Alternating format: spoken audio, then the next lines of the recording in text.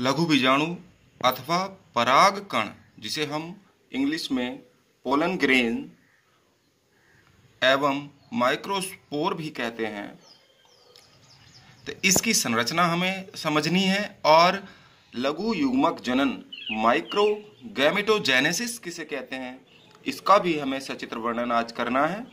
और ये सवाल इस प्रकार से भी आ जाता है इंटरमीडिएट के छात्रों के लिए यूपी बोर्ड में कि मेल गैमेटोफाइट का विकास किस प्रकार होता है, अर्थात नर युग्मकोद्भिद का विकास किस प्रकार होता है।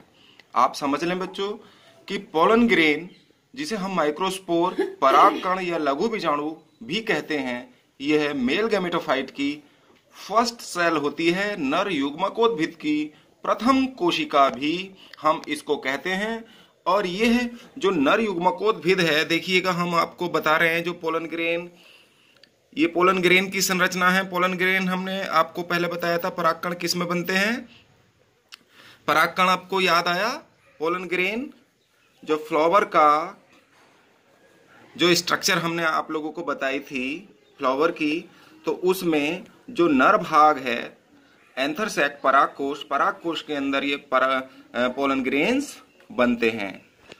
देखिए इसमें सबसे पहले इसमें एक केंद्रक होता है इसके कोशिका द्रव्य में, साइटोप्लाज्म में। बाहर वाली जो झिल्ली है इसको हम एक्साइन कहते हैं। ये थोड़ी डिजाइनदार होती है, ऑर्नामेंटल होती है। और इसके अंदर वाली जो झिल्ली है यानी कि दो परतों से बना होता है। बाहर की परत को हम एक्साइन, बाह्यचोल, और अंदर की झिल्ली को या अंदर के आवरण को हम इंटाइन कहते हैं, अर्थात अंतःचोल।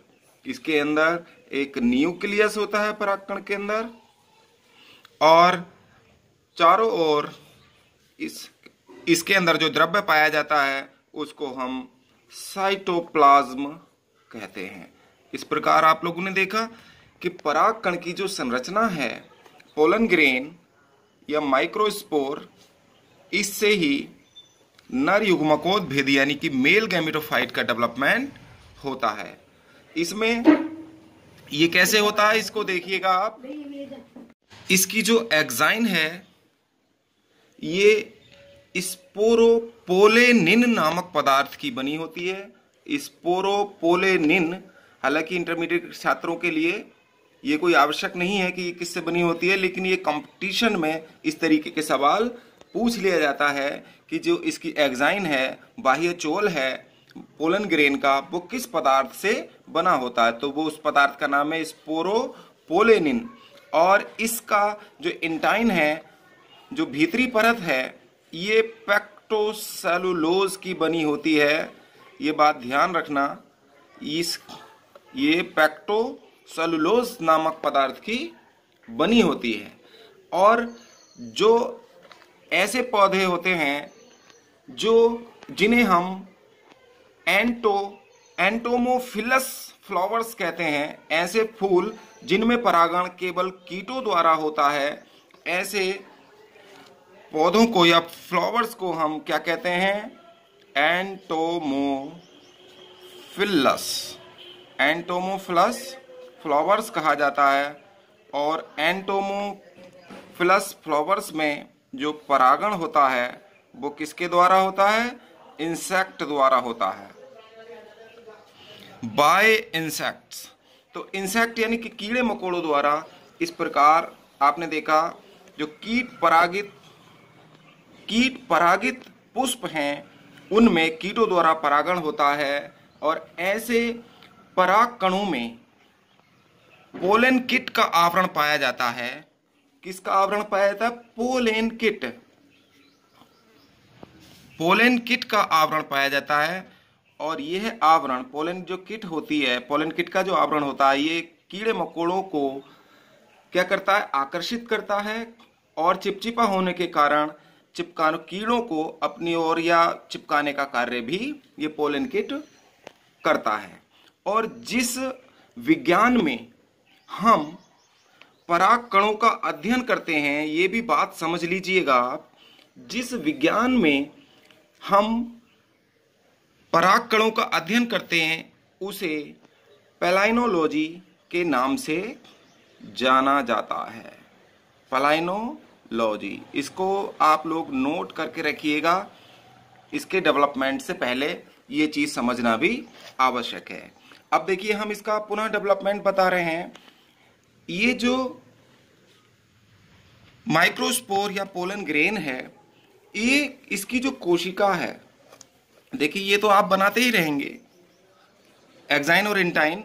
इसका जो केंद्रक है वो दो भागों में बढ़ जाएगा और ये दो छोटी कोशिकाओं में बंट जाता है और ये संपूर्ण परागकण दो भागों में बढ़ जाएगा। एक दीवार बन जाएगी साइटोप्लाज्म द्वारा ही एक सेप्टा बनने से दो भागों में बन जाएगा और ये सेल वेजिटेटिव सेल कहलाती है। जो बड़ी सेल है, जो बड़ा भाग है, उसको हम वेजिटेटिव सेल और तथा जो छोटा भाग है उसको हम जनरेटिव सेल कहते हैं, यानी कि जनन कोशा कहते हैं। जनरेटिव सेल, इसका नाम जनरेटिव सेल है।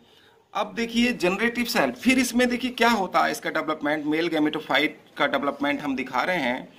इसके बाद इसकी जो वेजिटेटिव सेल है इसमें कोई परिवर्तन नहीं होता, लेकिन जो जनरेटिव सेल है इसका केंद्रक फिर से दो भागों में बंट जाता है। आप लोग देखेंगे इसका जो केंद्रक है, इसका केंद्रक पुनः दो भागों में बंट जाता है और ये फिर से दो भागों वाली सेल बन जाती है और जो वेजिटेटिव सेल है वो ऐसे ही रहती है। इस प्रकार देखते हैं हम। देखिए जनरेटिव सेल का केंद्रक दो भागों में बन जाता है और इन दोनों को, ये दोनों ही जो वेजिटेटिव सेल है इससे वेजिटेटिव न्यूक्लियस या ट्यूब न्यूक्लियस बनता है। वेजिटेटिव न्यूक्लियस या ट्यूब न्यूक्लियस भी कह देते हैं इसको, ट्यूब न्यूक्लियस के नाम से भी जानते हैं हम। और ये जो है ये मेल न्यूक्लियस या मेल गैमेट्स बन जाते हैं। ये मेल न्यूक्लियस बन जाते हैं। इसके बाद इसमें से, यहां से वेजिटेटिव सेल से ही या परागकण जर्मिनेट होते हैं और एक ट्यूब निकल जाती है। इसमें से पराग नलिका निकलती है, पोलन ट्यूब निकलती है। ये निकलती है पोलन ट्यूब। और ये जर्मिनेट कहां पर होते हैं, ये आपको दोहरा निषेचन जब हमने डबल फर्टिलाइजेशन बताया था तो स्टिग्मा पर गिरते हैं तो ये नेक्टर में फूलकर मोटे हो जाते हैं और इससे पोलन ट्यूब निकलती है। और इसमें कौन, यही जो केंद्रक हैं तीनों, एक ट्यूब न्यूक्लियस और दो मेल न्यूक्लियस। ये ट्यूब न्यूक्लियस या वेजिटेटिव न्यूक्लियस और ये दो मेल गैमीट या मेल न्यूक्लियाई, मेल न्यूक्लियाई या मेल न्यूक्लियस बनते हैं। इस प्रकार ये नर युग्मकोद्भिद का डेवलपमेंट हो जाता है। यही मेल न्यूक्लियाई एक अंडकोशा से जाकर मिलता है और एक सेकेंडरी न्यूक्लियस से जाकर मिलता है, तभी उसको हम दोहरा निषेचन कहते हैं। इस प्रकार आपने देखा कि नर युग्मकोद्भिद का विकास किस प्रकार होता है।